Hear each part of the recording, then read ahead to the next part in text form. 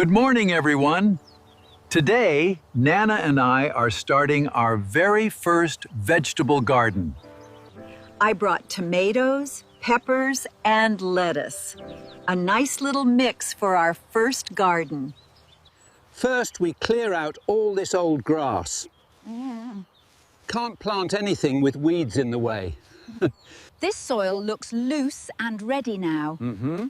Much better than that hard, dry patch before. Yes. Let's set the frame down right here.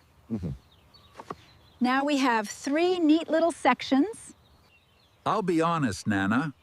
Yeah. I've never actually planted a tomato before. You dig a small hole, just like this. Then you place the tomato seedling gently inside. There, my very first tomato plant.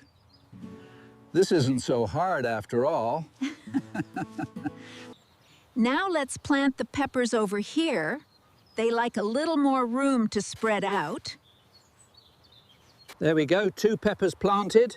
Yeah. I'm getting the hang of this now. Oh, wait a moment, dear. These 2 peppers are planted too close together. You're right, I got a little too excited.